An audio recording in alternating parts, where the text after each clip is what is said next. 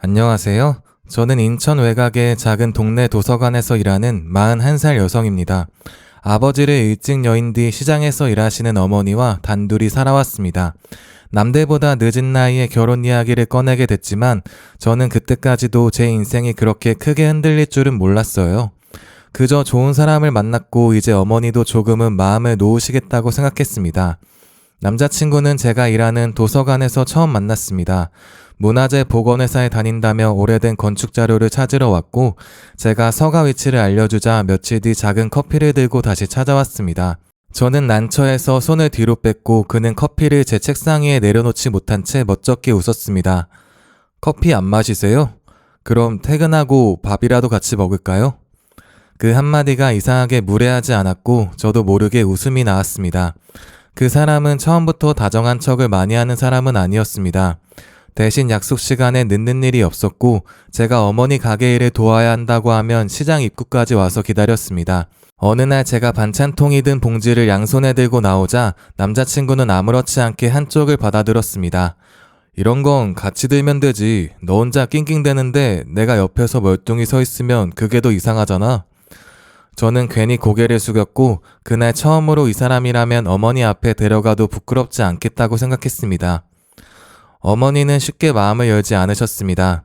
시장 사람들 앞에서는 우리 딸도 이제 남자 만난다며 웃으셨지만 둘만 있으면 제 얼굴부터 살피셨습니다.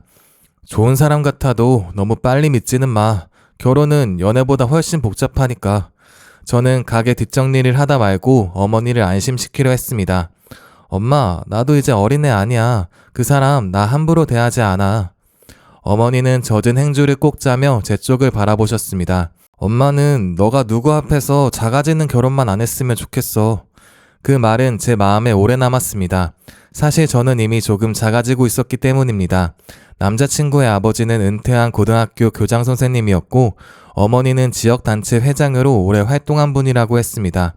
동네 행사마다 어르신들 식사를 챙기고 장학금 모금에도 앞장서서 그 집안은 사람들 입에 좋게 오르내리는 집이라고 했습니다. 저는 그런 이야기를 들을수록 제 옷장과 어머니의 낡은 앞치마가 먼저 떠올랐습니다. 남자친구가 부모님께 인사드리러 가자고 꺼낸 날 저는 숟가락을 내려놓았습니다. 나 진짜 가도 괜찮아? 너희 부모님이 보기엔 내가 많이 평범하잖아. 나이도 있고 엄마는 시장에서 반찬 가게 하시고. 남자친구는 제 말을 끊지 않고 듣다가 제 손등이에 손을 얹었습니다. 그런 생각하지 마. 우리 부모님 그런 걸로 사람 낮춰보는 분들 아니야. 저는 고개를 끄덕였지만 마음이 완전히 풀리진 않았습니다.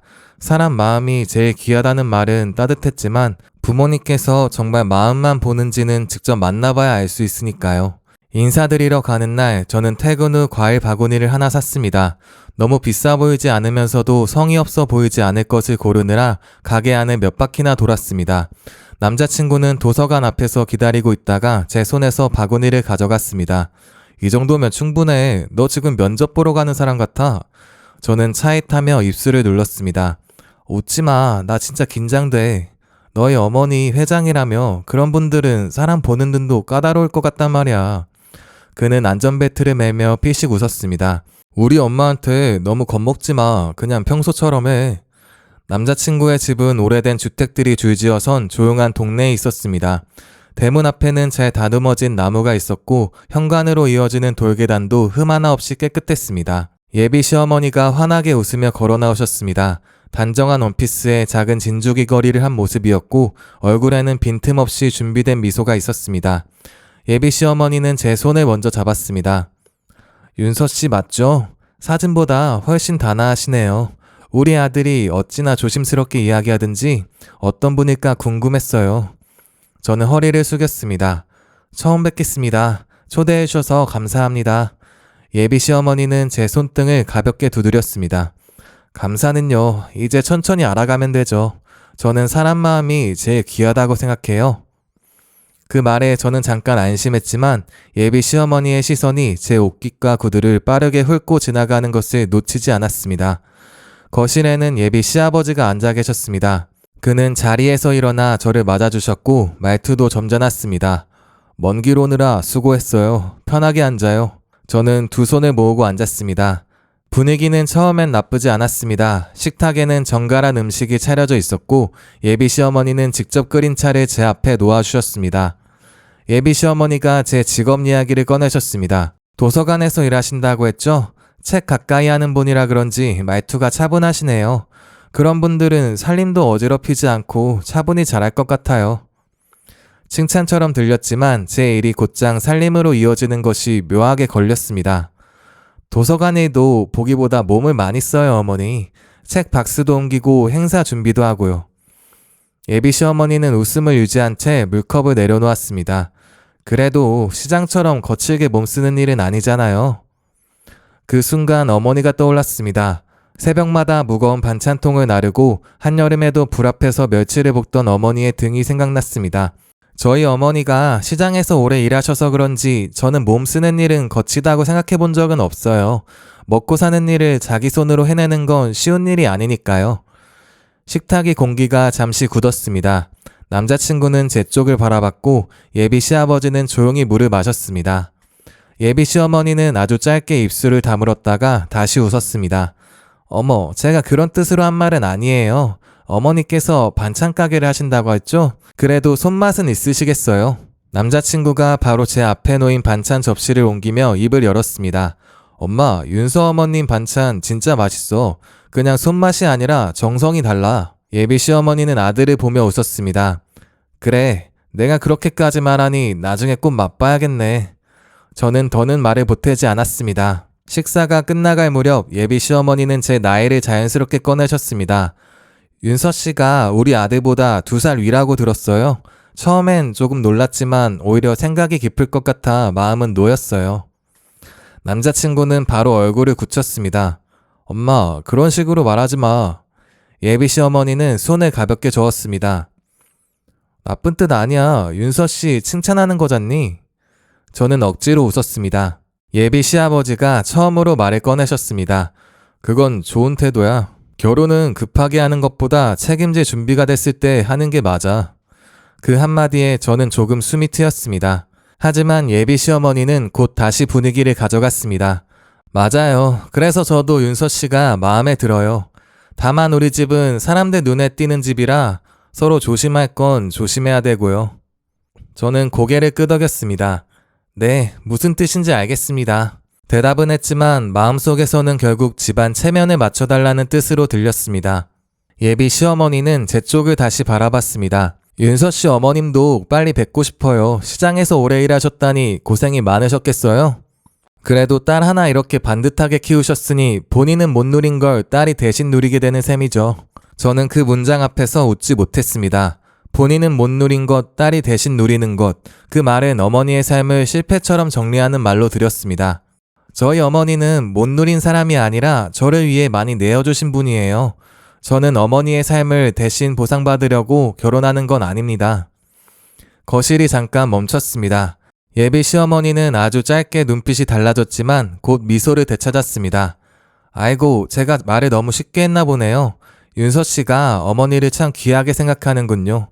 좋은 일이죠. 그 말은 사과가 아니었습니다. 분위기를 흐트러뜨리지 않기 위한 정리였습니다. 저는 더 대꾸하지 않았습니다. 그 뒤로 예비 시어머니는 끝까지 다정했습니다. 어머니께 갖다 드려요. 시장 일 끝나고 달달한 거 하나 드시면 피곤이 좀 풀릴 거예요. 그러면서 시어머니는 제 손에 봉투를 들려주셨습니다. 감사합니다. 잘 전해드리겠습니다. 예비 시어머니는 제 손을 한 번 더 감싸며 웃었습니다. 우리 집에 들어오면 배울 것도 많고 익숙해질 것도 많을 거예요. 천천히 하면 돼요. 차에 올라탄 뒤 저는 한동안 말을 하지 못했습니다. 남자친구는 시동을 걸지 않고 제 눈치를 살폈습니다. 오늘 좀 불편했지? 저는 창밖에 담장을 보다가 천천히 고개를 돌렸습니다. 당신 어머니가 나쁜 분 같진 않아. 그런데 자꾸 내가 어떤 사람인지 보다 내가 어느 정도 위치에 있는 사람인지 보는 느낌이 들었어.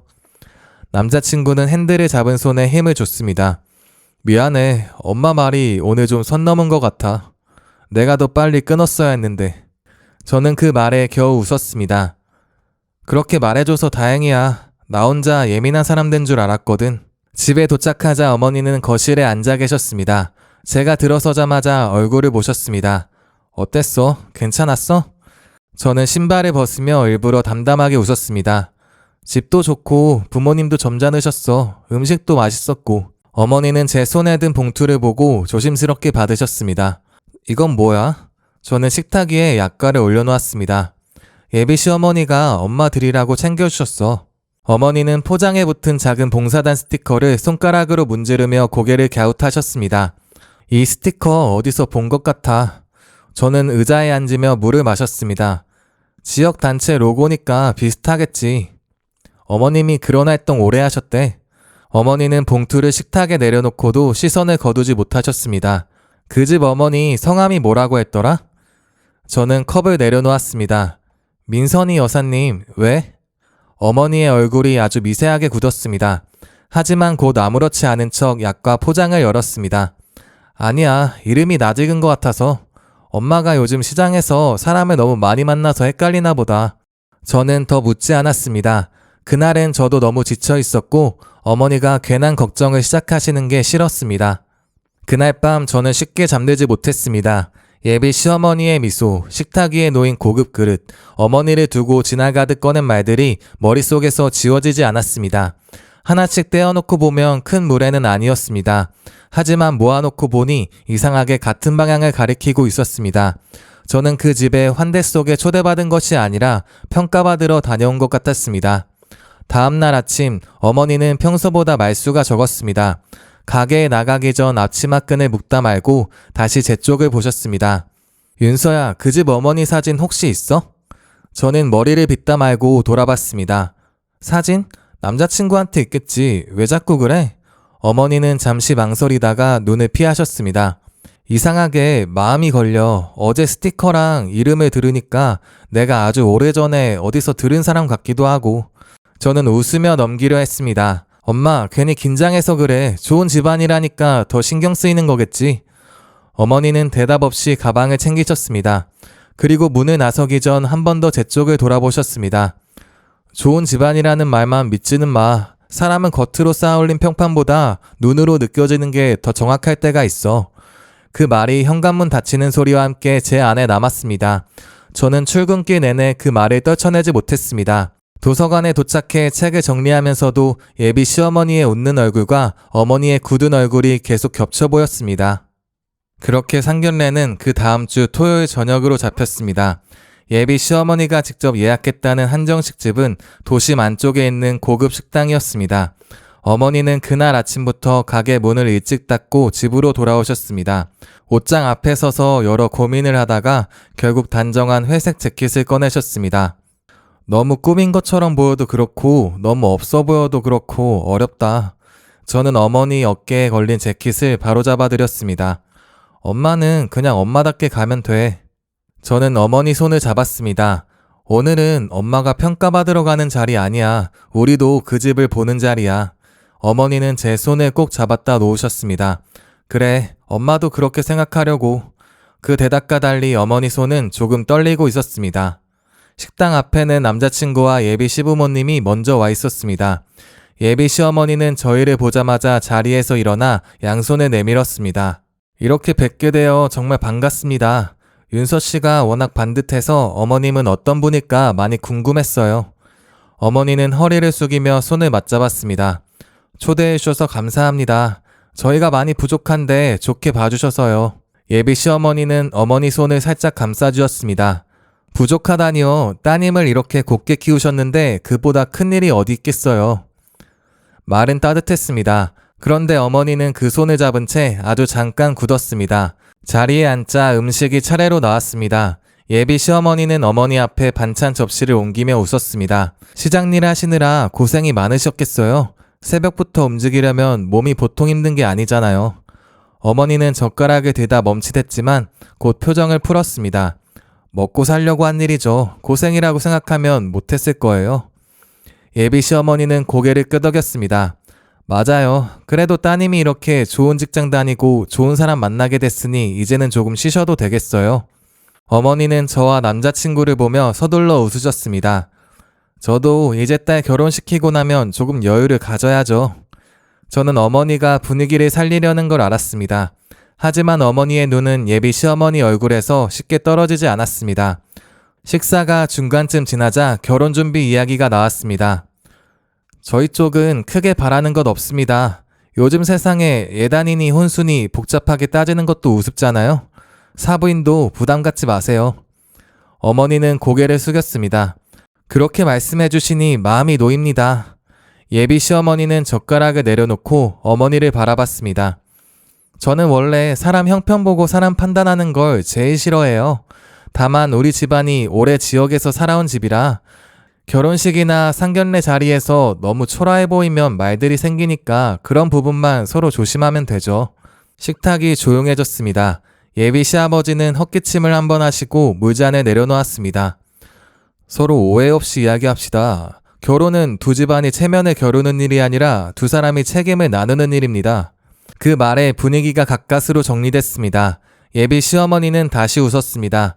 제가 표현을 세게 했나 봅니다. 사부인 언짢으셨다면 마음 푸세요. 저는 그저 두 아이가 좋은 말 들으며 시작하길 바라는 마음이었어요. 어머니는 예비 시어머니를 똑바로 바라보다가 천천히 고개를 끄덕였습니다. 네, 무슨 뜻인지는 알겠습니다.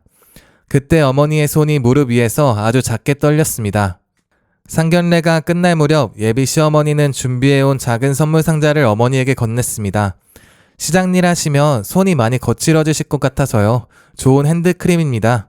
별건 아니지만 써보세요. 어머니는 두 손으로 상자를 받았습니다. 신경 써주셔서 감사합니다. 예비 시어머니는 미소를 유지한 채 어머니 손을 내려다봤습니다. 식당 밖으로 나오자 남자친구가 저와 어머니를 주차장 쪽으로 데려다 주었습니다. 예비 시부모님은 먼저 차로 향하셨습니다. 남자친구는 어머니 앞에서 고개를 숙였습니다. 오늘 불편한 말씀들이 좀 있었죠? 제가 죄송해요. 어머니는 남자친구를 가만히 보다가 고개를 저었습니다. 너가 죄송할 일은 아니야. 다만 결혼은 기분 좋은 말만 듣고 결정한 일이 아니니까 둘이 잘 생각해봐. 남자친구는 제 얼굴을 바라봤습니다. 네, 윤서랑 따로 얘기할게요. 어머니도 너무 마음 쓰지 마세요. 어머니는 대답 대신 예비 시어머니가 탄 차가 빠져나가는 쪽을 바라봤습니다. 집으로 돌아오는 택시 안에서 어머니는 거의 아무 말도 하지 않으셨습니다. 저는 결국 먼저 입을 열었습니다. 엄마, 오늘 많이 불편했지? 어머니는 창밖을 보며 한참 있다가 제 손을 잡았습니다. 윤서야, 그분 얼굴이 이상하게 나지 이거. 저는 가슴이 덜컥 내려앉았습니다. 직접 보니까 더 그래? 어머니는 천천히 고개를 끄덕였습니다. 이름만 들었을 땐 그냥 그런가 했는데 얼굴을 보니까 마음이 이상해. 엄마가 아주 어릴 때 봤던 사람 같기도 하고 언니 사진에서 본 사람 같기도 하고. 저는 바로 알아듣지 못했습니다. 어머니가 말한 언니는 제게 거의 전설 같은 사람이었습니다. 오래전 집에 나가 돌아오지 않았다는 이모, 가족 모두가 찾다가 포기했다는 사람. 어머니는 그 이야기를 꺼낼 때마다 얼굴이 어두워져서 저는 어릴 때 이후로 더 묻지 않았습니다. 엄마, 이모 친구였다는 뜻이야? 어머니는 제 손을 더 세게 잡았습니다. 모르겠어. 확실하진 않아. 그런데 웃는 얼굴이 너무 비슷한 것 같아. 내가 잘못 기억하는 걸 수도 있는데 이상하게 그냥 넘기면 안 될 것 같아. 그날 밤 우리는 자정이 넘도록 사진첩을 뒤졌습니다. 하지만 어머니가 찾는 사진은 나오지 않았습니다. 저는 지친 눈을 비비며 어머니 어깨에 손을 올렸습니다. 엄마, 오늘은 그만하자. 오래전 사진이면 기억이 섞였을 수도 있어. 어머니는 사진첩을 덮지 못한 채 고개를 저었습니다. 아니야, 그 얼굴을 그냥 착각할 리가 없어. 사람은 잊어도 먼저 알아보는 얼굴이 있거든. 저는 더 말리지 않았습니다. 어머니의 목소리가 너무 낮고 단단했습니다. 시간이 지나 저는 신혼집으로 가져갈 집을 정리하느라 방 안을 거의 뒤집어 놓고 있었습니다. 어머니는 말없이 제 옷을 접어주셨고 저는 일부러 밝은 목소리로 신혼여행 가방 이야기를 꺼냈습니다. 엄마, 이 옷 넣을까 말까? 괜히 챙겼다가 안 입을 것 같기도 해서. 어머니는 웃으려다 말고 오래된 서랍 하나를 열었습니다. 너 안 입어도 챙겨가. 신혼여행인데 그런 거 하나쯤은 있어야지. 그때 서랍 안쪽에서 낡은 갈색 봉투 하나가 떨어졌습니다. 어머니는 봉투를 집어들자마자 움직임을 멈추셨습니다. 봉투 겉에는 오래된 글씨로 언니라는 단어가 적혀 있었습니다. 저는 옷을 접던 손을 멈췄습니다. 엄마, 그거 뭐야? 어머니는 대답하지 않고 봉투를 열었습니다. 안에는 오래된 사진 몇 장이 들어 있었습니다. 젊은 시절의 이모가 환하게 웃고 있었고 그 옆에는 단정한 단발머리의 여자가 어깨를 맞대고 서 있었습니다. 사진은 낡았지만 얼굴은 이상할 만큼 또렷했습니다. 어머니는 그 사진을 보는 순간 그대로 주저앉았습니다. 맞아, 이 얼굴이야. 저는 사진을 받아들고 숨이 막혔습니다. 젊은 시절의 그 여자는 제가 상견례 자리에서 본 예비 시어머니와 너무 닮아 있었습니다. 단순히 닮았다고 넘기기엔 지나치게 같았습니다. 저는 사진에서 눈을 떼지 못한 채 겨우 입을 열었습니다. 예비 시어머니가 정말 이모 친구란 말이야? 어머니는 사진을 두 손으로 감싸 주었습니다. 언니가 제일 믿던 친구였어. 이름이 기억 안 났는데 얼굴이 맞아. 언니가 집을 나가기 전까지 자주 우리 집에 왔거든. 나는 그때 너무 어려서 기억이 흐릿했는데 그때 그 여자를 보자마자 자꾸 이 얼굴이 겹쳤어. 저는 심장이 빠르게 뛰었습니다. 그럼 예비 시어머니가 이모 친구일 수도 있다는 거네? 어머니는 대답하지 못했습니다. 대신 사진 뒷면을 뒤집었습니다. 희미한 글씨가 남아 있었습니다. 장미옥, 선희, 23 봄. 방 안이 한순간에 얼어붙었습니다. 선희, 그 둘자가 제 눈에 박혔습니다. 어머니는 입술을 떨며 사진을 내려다봤습니다. 민선희, 맞아. 그 이름이 왜 이렇게 낯익었는지 이제 알겠다. 저는 바로 남자친구에게 전화하려다 손을 멈췄습니다. 아직 무슨 일이 있었는지 알 수 없었습니다. 단지 예비 시어머니가 오래전 사라진 이모와 아는 사이였다는 사실만 확인됐을 뿐입니다. 그런데도 이상하게 등 뒤가 서늘했습니다. 그런데 그때 갑자기 어머니 휴대폰에 모르는 번호로 전화가 왔습니다. 어머니는 잠시 망설이다가 전화를 받으셨고 저는 옆에서 숨을 죽였습니다. 전화기 너머에서 들려온 목소리는 낮고 갈라져 있었습니다. 어머니의 얼굴은 그 목소리를 듣는 순간 그대로 굳었습니다. 누구세요? 짧은 침묵 뒤 어머니가 주저앉듯 침대 끝에 앉으셨습니다. 설마 언니야? 저는 그 한마디에 온몸이 얼어붙었습니다. 평생 사라진 줄 알았던 이모, 어머니가 한 번도 제대로 입 밖에 내지 못했던 그 사람이 전화기 너머에 있었습니다. 어머니는 제 쪽을 보며 손을 들어 조용히 하라는 뜻을 보였습니다. 전화기 너머 목소리가 끊어질 듯 이어졌고 어머니의 눈에서는 눈물이 굴러 떨어졌습니다. 언니, 지금 어디야? 왜 이제야 연락했어? 아니, 그게 무슨 말이야? 윤서 결혼식을 멈추라니? 저는 벌떡 일어났습니다. 어머니는 제게 등을 돌린 채 휴대폰을 더 세게 쥐었습니다. 언니, 나 지금 아무것도 모르겠어. 사진은 찾았어. 선이라는 이름도 봤어. 그런데 왜 우리 윤서 결혼을 막아야 하는 건데? 어머니는 한참 듣기만 하다가 입술을 깨물었습니다. 알았어. 내일 새벽에 만나. 윤서는 드레스 때문에 일찍 나가야 돼. 내가 먼저 갈게. 전화를 끊은 뒤 어머니는 한동안 아무 말도 하지 못하셨습니다. 저는 어머니 앞에 서서 떨리는 목소리로 물었습니다. 엄마, 방금 이모였어? 어머니는 사진을 품에 안은 채 고개를 끄덕였습니다. 이상한 말을 했는데 나도 아직 다 들은 건 아니라서 아직 말 못하겠어. 저는 숨이 막혔습니다. 나 내일 결혼식이야. 그렇게 말하면 어떻게 편하게 자? 어머니는 제 손을 잡았습니다. 너는 예정대로 드레스 업체에 가. 엄마가 새벽에 먼저 언니 만나고 확인한 뒤에 연락할게. 괜한 오해면 안 되니까. 저는 그날 거의 잠들지 못했습니다. 새벽이 되자 어머니는 저보다 먼저 집을 나섰습니다. 저는 다른 지역에 있는 드레스 업체로 향했습니다. 그 드레스는 제가 몇 달 전 사진으로 보고 직접 찾아간 옷이었습니다. 흔한 반짝임 대신 단정한 실크가 몸을 감싸는 디자인이었고 저는 그 드레스를 입고 식장으로 가서 가족들과 함께 메이크업을 받을 예정이었습니다. 드레스 업체 직원은 제 표정이 굳어있는 걸 보고 조심스럽게 거울을 가리켰습니다. 신부님, 너무 긴장하지 마세요. 드레스 정말 잘 어울리세요. 저는 거울 속 제 모습을 보며 웃으려 했지만 입꼬리가 제대로 올라가지 않았습니다. 친구가 운전하는 차에 올라탔을 때 저는 이미 드레스를 입은 상태였습니다. 드레스 자락이 구겨질까봐 친구는 뒷좌석을 비워두었고 저는 두 손을 무릎 위에 얹은 채 식장 쪽으로 가고 있었습니다. 휴대폰에는 남자친구의 문자가 와 있었습니다. 나 식장 도착했어. 부모님도 오셨어. 천천히 와. 오늘 내가 제일 예쁠 거야. 저는 답장을 쓰지 못했습니다.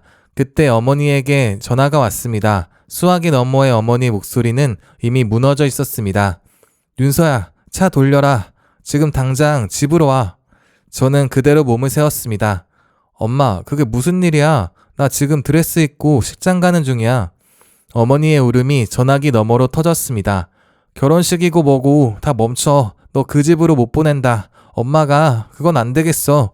친구는 제 얼굴을 보고 곧장 비상등을 켰습니다. 저는 휴대폰을 양손으로 붙잡았습니다. 엄마, 이유를 말해줘야 내가 알지. 하객들 다 오고 있을 텐데 지금 어떻게 돌아가? 어머니 뒤에서 낯선 여자의 낮은 울음이 들렸습니다. 그리고 어머니가 다시 숨을 끊어가며 이어갔습니다. 와서 보고 직접 얘기 들어. 너 이모가 왔어. 너가 봐야 돼. 윤서야, 이번 한 번만 엄마 믿고 차 돌려서 와. 친구가 핸들을 잡은 채 저를 돌아봤습니다. 윤서야, 어떻게 할까? 저는 드레스 자락을 움켜쥐었습니다. 머릿속에서는 식장, 하객, 남자친구, 예비 시부모님 얼굴이 뒤엉켜 있었습니다. 하지만 어머니가 그런 목소리로 저를 부른 건 제 평생 처음이었습니다. 저는 이를 악물고 고개를 끄덕였습니다. 집으로 가죠. 지금 바로. 집 앞 골목에 도착하자 저는 드레스 차림으로 뛰었습니다. 친구가 뒤에서 자락을 들어주었고 동네 사람들이 놀란 얼굴로 저를 바라봤지만 신경 쓸 겨를이 없었습니다. 현관문을 열자 거실 식탁 위에는 오래된 사진과 서류들이 흩어져 있었습니다. 어머니는 눈이 퉁퉁 부은 채 앉아 계셨고 그 옆에는 사진 속 젊은 이모가 세월을 지나 앉아 있었습니다. 저는 그분을 보는 순간 바로 알았습니다. 어머니와 닮은 눈, 사진에서 본 얼굴, 그리고 말하지 않아도 느껴지는 긴 세월의 무게가 한꺼번에 밀려왔습니다. 이모는 저를 보자마자 자리에서 일어나려다 다시 주저앉았습니다. 윤서야, 너가 이렇게 컸구나. 이렇게 예쁜 날에 내가 발목을 붙잡아 버렸어. 저는 이모 앞에 무릎을 꿇었습니다. 이모, 지금 그런 말 하지 마세요. 저한테 왜 결혼식을 멈춰야 하는지 당장 말해주세요. 이모는 떨리는 손으로 서류 한 장을 제 앞으로 밀었습니다. 민선이, 너 예비 시어머니가 내 친구였어. 내가 가장 믿었던 친구였고 우리 집에도 드나들던 사람이었어. 저는 사진을 집어들었습니다. 젊은 이모 옆에 선 여자는 분명 예비 시어머니였습니다. 이모는 차용증을 펴보았습니다. 그 여자가 옛날에 내 신분증과 도장을 훔쳤어. 내 이름으로 돈을 빌리고 내가 결혼하려던 남자와 함께 사라졌어. 돈을 빌려준 사람들은 나만 찾아왔고 나는 부모님과 동생에게까지 피해가 갈까봐 집을 떠난 거였어. 어머니가 두 손으로 얼굴을 가렸습니다. 나는 언니가 우리를 버린 줄 알았어. 부모님도 그렇게 기다리다 돌아가셨거든. 이모는 고개를 숙였습니다. 편지 한 장 남기면 너희가 나를 찾을까봐 못 남겼어. 나 하나만 쫓아오게 만들려고 그렇게 사라졌던 거야. 저는 서류를 넘길수록 손에 떨렸습니다. 정말 그분이 맞아요? 혹시 착각의 가능성은 없어요? 이모는 제 눈을 피하지 않았습니다. 내가 수십 년을 매일 떠올린 얼굴이야. 틀릴 수가 없어. 그리고 여기 이름을 바꾼 기록, 예전 주소, 차용증 날짜까지 다 맞아. 어머니가 제 손을 잡았습니다. 윤서야, 이제 엄마가 왜 차를 돌리라고 했는지 알겠지? 남자친구에게 전화가 왔습니다. 저는 한참 망설이다가 받았습니다. 그는 바로 말을 쏟아냈습니다. 나 지금 식장 밖이야. 하객들 들어오고 있어. 무슨 일 있어? 저는 식탁이 사진을 내려다봤습니다. 나 결혼식 못해. 너의 어머니가 우리 이모를 알아. 그리고 오래전에 우리 가족한테 돌이킬 수 없는 일을 했어. 말로는 다 설명 못해. 지금은 식장 사람들 돌려보내줘. 그의 숨이 거칠어졌습니다. 내가 갈게. 부모님도 데리고 갈게. 엄마가 무슨 짓을 했다는 건지 내가 직접 들어야겠어. 저는 드레스를 갈아입지 못한 채 어머니와 이모를 모시고 차에 올랐습니다. 휴대폰에는 하객과 식장 직원들의 부재중 전화가 계속 쌓였지만 저는 더 이상 신부가 아니었습니다. 진실을 확인하러 가는 딸이자 빼앗긴 시간을 눈앞에 세우러 가는 사람이었습니다. 예비 시댁 식구들 앞에 들어섰을 때 예비 시어머니는 처음 보는 표정으로 저를 바라봤습니다. 흰 드레스 차림에 제가 어머니와 이모를 데리고 들어오자 그녀의 얼굴에서 준비된 미소가 사라졌다가 곧 다시 올라왔습니다. 이게 무슨 일이에요? 어디 있다가 늦게 온 거예요? 저는 대답 대신 오래된 사진을 식탁 위에 올려놓았습니다. 이 사진 속 여자 어머님 맞으시죠? 예비 시어머니의 눈동자가 아주 작게 흔들렸습니다. 너무 오래된 사진이라 모르겠는데 다른 사람일 수도 있지. 이모가 천천히 앞으로 나섰습니다. 선이야, 내 얼굴도 모르겠니? 예비 시아버지는 아내를 바라봤습니다. 당신 아는 사람이야? 남자친구는 제 옆에 서서 사진과 어머니의 얼굴을 번갈아 봤습니다. 예비 시어머니는 고개를 세게 저었습니다. 모르는 사람이에요. 갑자기 아들 결혼식 날 찾아와서 이게 무슨 짓이에요? 이모는 차용증을 펼쳐 보였습니다. 내 이름으로 돈 빌리고 내 도장 찍고 내 약혼자랑 사라졌지? 내가 도망친 뒤에 우리 집은 지옥이 됐어. 예비 시어머니는 웃으려 했지만 입가가 떨렸습니다.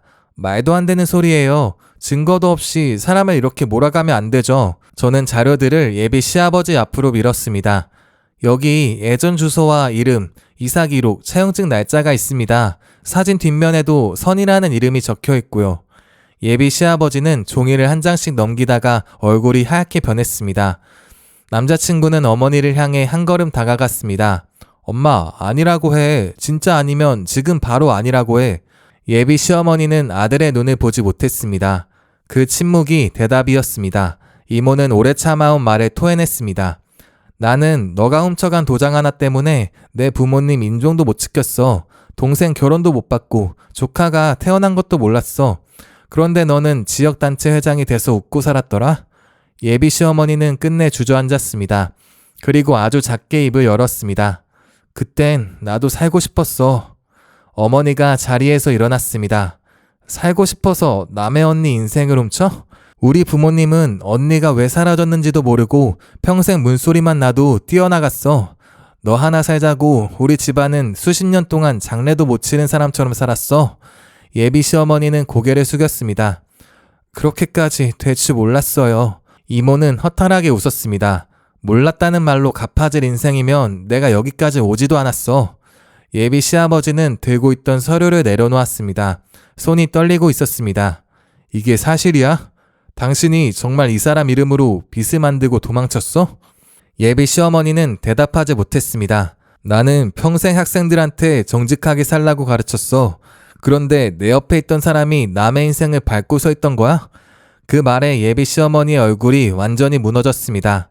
하지만 그 무너짐이 누구의 인생을 되돌려 주지는 못했습니다. 남자친구는 제 앞에 무릎을 꿇었습니다. 저는 놀라 뒤로 물러났습니다. 윤서아, 내가 대신 용서해달라고 할 자격도 없어. 그런데 미안해. 우리 엄마가 너희 가족한테 이런 짓을 한 줄을 몰랐어. 저는 눈물이 차올랐지만 손에 내매지 못했습니다. 너가 한 일은 아니야. 그런데 오늘 결혼은 못해. 그는 고개를 끄덕였습니다. 알아. 내가 무슨 결정을 해도 받아들일게. 그날 결혼식은 취소됐습니다. 식장에 모인 사람들은 제대로 된 설명도 듣지 못한 채 돌아갔고 제가 다른 지역까지 가서 입었던 드레스는 결국 신부 입장을 하지 못했습니다. 하지만 저는 그 드레스가 아깝지 않았습니다. 만약 그대로 식장으로 갔다면 저는 거짓 위에 세워진 집으로 웃으며 들어갔을 겁니다.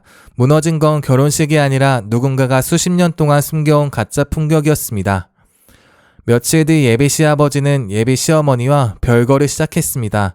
남자친구는 어머니와 거리를 두겠다고 했지만 저는 그 말조차 쉽게 받아들이지 못했습니다. 한 사람의 죄가 얼마나 많은 사람의 삶을 찢는지 이미 보았기 때문입니다. 이모는 저희 집에 머물렀고 어머니는 매일 아침 이모 밥상을 차렸습니다. 두 사람은 밥을 먹다가도 울었고 설거지를 하다가도 서로 손을 붙잡았습니다. 그 울음은 슬픔만이 아니었습니다. 너무 늦었지만 살아 돌아온 사람을 다시 확인하는 울음이었습니다. 몇 달 뒤 이모는 예비 시어머니를 한번 만났습니다. 그 여자는 더 이상 단정한 봉사단 회장처럼 보이지 않았습니다. 작은 찻집 구석에 앉아 있다가 이모를 보자 자리에서 일어났고 곧바로 무릎을 꿇었습니다. 내가 잘못했어. 용서해줘. 그때 내가 미쳤었어. 이모는 오래 침묵하다가 물컵을 내려놓았습니다. 나는 너를 용서할 만큼 넓은 사람은 아니야. 내 젊음도 부모님 인종도 동생 곁에서 보낼 시간도 내가 가져갔어. 그런데 이제부터는 너가 내 인생을 더 붙잡고 흔들게 두지 않을 거야. 그게 내가 할 수 있는 마지막 선택이야. 이모는 그대로 자리에서 일어났습니다. 그 뒤로 남자친구와 저는 아주 천천히 다시 만났습니다. 화려한 결혼식 이야기는 꺼내지도 않았습니다. 대신 어머니 가게 문을 같이 고치고 이모가 다시 일을 시작할 수 있도록 작은 수선방 간판을 달았습니다. 예비 시아버지는 몇 번이나 저희 집을 찾아와 어머니와 이모에게 고개를 숙였습니다. 제가 몰랐다는 말로 면할 수 없는 일인 줄 압니다. 그래도 남은 날 동안 제가 할 수 있는 책임은 피하지 않겠습니다. 어머니는 한참 뒤에야 그를 안으로 들였습니다. 당신 잘못이 아닌 건 압니다. 하지만 우리 언니 앞에서 쉽게 말하지는 마세요. 그는 말없이 고개를 숙였습니다. 계절이 한번 바뀐 뒤 저희는 작은 예배당에서 가족들만 모였습니다. 드레스도 없었고 하객들의 박수도 없었습니다.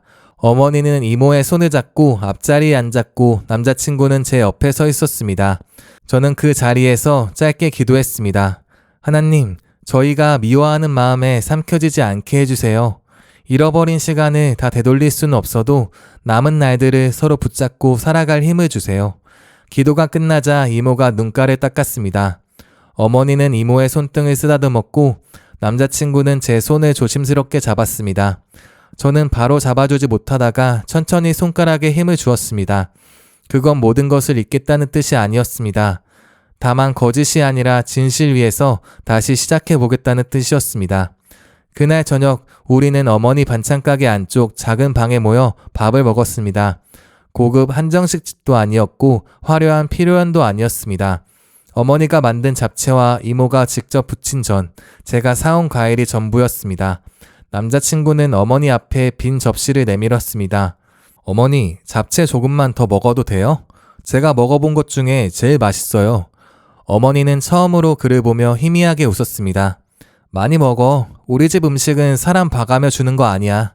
무너진 결혼식은 저희 가족을 부끄럽게 만들지 못했습니다. 오히려 거짓으로 세워진 집을 무너뜨렸고 오래 잃어버렸던 사람을 다시 식탁 앞으로 데려왔습니다. 그날 밤 저는 결혼이 누군가의 집안에 들어가는 일이 아니라는 걸 알았습니다. 진짜 결혼은 지켜야 할 사람들의 손을 끝까지 놓지 않는 일에서 다시 시작되고 있었습니다. 지금까지 제 이야기 들어주셔서 감사합니다. 제 사연이 좋으셨다면 구독과 댓글 남겨주시고 다른 사연들도 꼭 들어보세요.